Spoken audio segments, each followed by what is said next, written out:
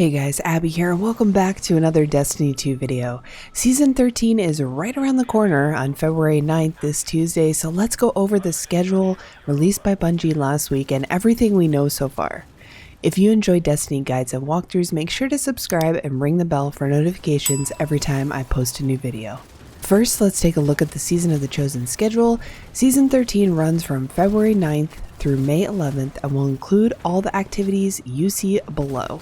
So right at launch, we're going to get Behemoth and Hailstone Battlegrounds, the Devil's Lair and Fallen Saber strikes, which are old D1 strikes, new Stasis Aspect quests, which is awesome, and the Helm Station, which they haven't really talked about too much, but it's described as a new private staging ground for these incursions.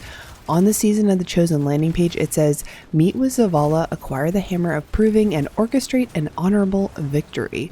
So this really makes me wonder if we'll be unlocking modifiers here for the Battlegrounds activity or focused rewards for each run or something. To me, Battlegrounds sounds like a horde mode type, so I'm excited to see more of what this seasonal activity is going to bring. Then February 12th, we get Trials that weekend. We get the Cleansing Battleground, which is another battleground a week later added to the rotation. We're going to see some Iron Banner rotated in there during the season. We're going to get a Proving Ground Strike, which is going to be exclusive for season pass holders and then a week later open for all. And it will also be one of this season's Nightfalls. And then April 20th through May 9th is Guardian Games.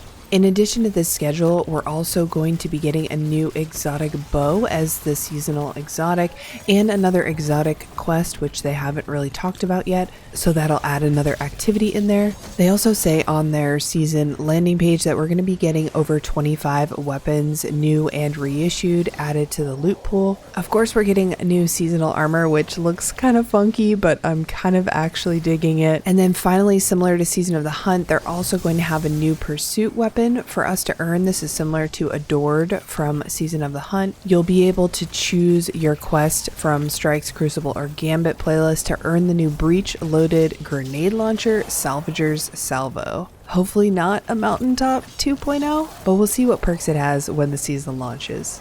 Now looking at that all in a list here, it's not really that much content, so hopefully there'll be some other stuff sprinkled in there that they haven't announced yet. But I'm really glad that we're getting 2 old D1 strikes and a brand new Proving Ground strike, because I feel like our strike playlist is really lackluster right now. There's not too many in the rotation, so this will hopefully breathe some new life into that playlist.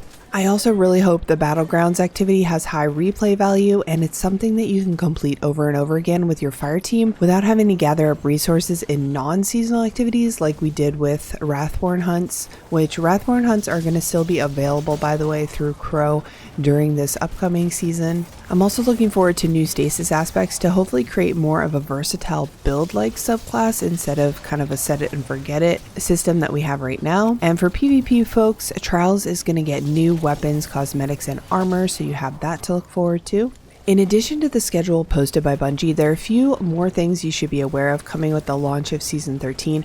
There is a lot of info here, and new info is coming out almost every day, it seems like, so I'm going to be moving pretty quickly through this, so if I miss anything, make sure to leave it down in the comments below. First up, Dreaming City, Reverie Dawn armor, and Dreambane armor from the moon will be reissued, meaning once Season 13 starts, this armor will have updated power limits. This doesn't include old armor, so if you have any old Dreambane and Reverie Dawn in your vault, it's not going to update in power limit. You have to go back and refarm it.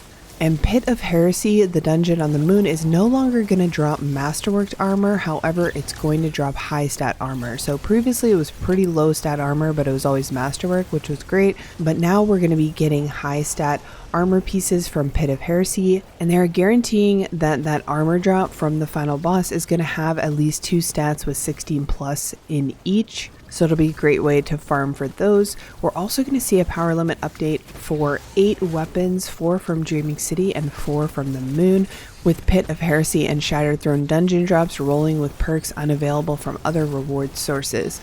So this is going to make doing those older dungeons more worthwhile. It's going to give people a reason to go back to Pit of Heresy and Shattered Throne, whereas previously we didn't really ever run those after we did them initially. But taking a look at these weapons that are coming back, I really don't think any of them are super amazing. Maybe Waking Vigil if you enjoy using hand cannons, but there's some really awesome weapons on the moon in the lectern that we didn't get a reissue of, so it's going to be kind of awkward to have weapons from the moon and Dreaming City that have an increased power level and then some that don't, especially for those people that are just now getting into the DLCs for Shadowkeep and for Forsaken, and they're getting drops that they can't infuse up to max power level. At the start of Season 13, Bungie will also add limited time quest weapons. These weapons can be obtained from the Exotic Collections kiosk in the tower. Those are going to be for Fellwinter's Lie, Whisper of the Worm, and Outbreak Perfected. Definitely make sure you get in on that if you do not have those weapons. In Season 13, Nightfall Strikes are also getting 3 unique weapons: the Palindrome, the Swarm, and the Shadow Price. These are previous D1 weapons.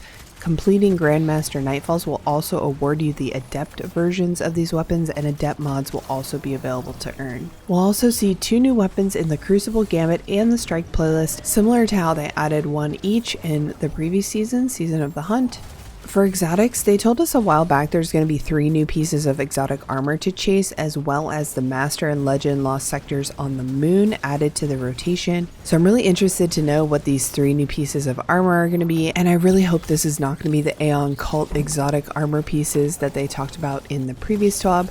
Speaking of Aeon Cult though, they are going to be updating these current exotic armor pieces that nobody really uses. They're going to be updating them with revamped mechanics, which is really awesome. It's actually going to be a mod system, so you're going to have specific mods that only work on the Aeon Cult exotic armor, where you can kind of choose your role, and then each member of your team can choose a different mod, and they all kind of work together. There's like a synergy there. Now, I don't know if this is going to really overtake the current meta of what exotics different classes are wearing, but I think it's a really good step in the right direction to adding new aspects to our builds and promoting team synergy. However, I really hope that these mods don't cost like 5 or 6 energy and suck up all our resources for that 1 armor piece. Next, Gilded Titles make their debut in Season 13, so if you complete a seal for core ritual titles, you'll unlock additional seasonal objectives to gild that title, so it adds like a different outline, different color, all that good stuff to your title, but you'll only get it for that season. So you can only gild different titles and seals for that particular season, which kind of is a little rough, but it's there. It's a step in the right direction. Next, the Prismatic Recaster returns in Season 13. It has the capability to change Umbral Engrams into Focus Umbral Engrams, which contain a smaller loot table. The new Recaster will have different pages for each season and the ability to focus engrams to the season of your choice. So this is a great change, a great thing to bring back from a previous season that's going to allow us to focus farm certain weapons. And they said they also scaled back the Umbral Engram drops as well, so we're not going to be just constantly full in our Postmaster with Umbrals, which is great. And then lastly, weekly bounties will be removed from Zavala, Shax, Drifter, Gunsmith, and Crow to be replaced with an auto drop system for reputation and seasonal challenges to earn Bright Dust and other rewards. These seasonal challenges are going to allow people to complete them at their own pace and not feel like they need to log in weekly to complete bounties for Bright Dust. It's still a bit of a checklist, but you don't have to log in every week and complete your quote-unquote chores. You have time to decide when you want to complete them within that season. Alright guys, that is everything that I could find that is coming in Season 13. It's a lot of information, and I'm sure I probably missed something, or maybe by the time this video comes out there's been another announcement, but hopefully that gives you guys a little bit of an overview idea of what's coming and what you can start going after come Tuesday, February 9th, when Season of the Chosen starts. As always, thank you guys so much for watching the video. Subscribe if you haven't already, leave a like on the video if you liked it. Helps me out a lot, and I will see you guys in the next video. Bye.